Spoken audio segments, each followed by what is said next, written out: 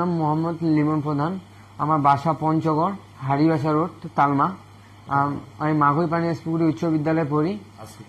আজকে সকাল 9:30টার দিকে আমি পরীক্ষা দেওয়ার জন্য রওনা দিয়েছিলাম।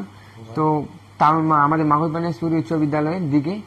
তো রাস্তায় আমি যখন স্কুলের দিকে ঢুকতেছিলাম, তো আমাকে একজন রিক্সায় করে ডাকলো। তো ওইখান থেকে পাগলু বাড়িতে করে ডাকলো। তো আমাকে বলতেছে যে বাবা দেখো তো এটা কোথায়। তো আমি যখনই দেখতে যাই, একটা কাগজে করে দেখো তো এটা কোথায়। তো আমি যখনই দেখতে যাই তখন থেকে আমাকে গাড়িতে টানে নেয়। তারপর থেকে আমি বলতে পারতেছি না। তারপর 3:30টার সময় একটা ভাটার ওইখান থেকে আমাকে একটা হোটেলে নিয়ে যায়। তো হোটেলে নিয়ে যাওয়ার জন্য আমাকে প্রথমে পানি একটু হয়েছে, তারপর মুখ ধুয়াইতে বললো। তো ধুয়ে যায়। আমি আমার বাবার সাথে 30 সেকেন্ডের মতো যোগাযোগ করার চেষ্টা করছিলাম। একটা না একটি বাইরের লোকের ফোন দিয়ে আর কি। তো যোগাযোগ করার চেষ্টা করছিলাম। তো তখনই লোকটা দেখে ফেলছি। তো তখনই আমাকে এখান থেকে লোকটা টানি নিয়ে চলে গেল। তো আমাকে একটা ইটের ভাটা নিয়ে গেল।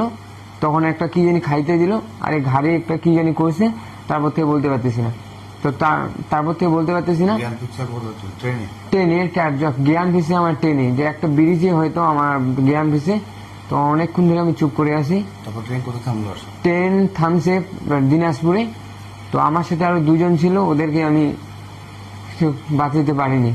আর ট্রেন থামার সাথে সাথে আমি লাফ দিয়ে পিছনে গিয়ে চলে আসি দিনাজপুরে। ওদের গায়ে কি ধরনের পোশাক ছিল যারা নিয়ে আসছে? ওদের কালো ড্রেস, পুরাটাই কালো, প্যান্টটা সহ কালো, মাথায় একটা ক্যাপ আর কালো মাস্ক পরা, আর কিছু না। হ্যাঁ। ওরা কি আরো 2টা মেয়েকে নিয়ে যাচ্ছে? ওরা আরো 2টা মেয়েকে নিয়ে যাচ্ছিল। মেয়ে দুটো অজ্ঞান। একটা আমার থেকে বড় হবে, আরেকটা আমার থেকে হয়তো ছোট, নাহলে আমার ক্লাসের মতো। কারা বলতে পারবা? না, ওদেরকে চিনি না।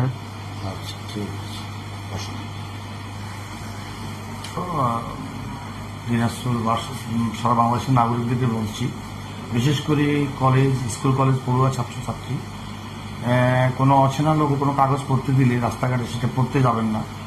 বা ওই অচেনা লোক যদি কোনো গাড়ির মধ্যে বসা থাকে, তার গাড়ির কাছে আপনারা যাবেন। গেলে এর মতো আপনাদের গাড়িতে টান দিয়ে উঠে ফেলবে এবং অজ্ঞান করে ফেলবে, এবং অজ্ঞান করে আপনাদেরকে অপহরণ করার চেষ্টা করবে। তার ভাগ্য ভালো, সে ট্রেন থেকে লাফ দিয়ে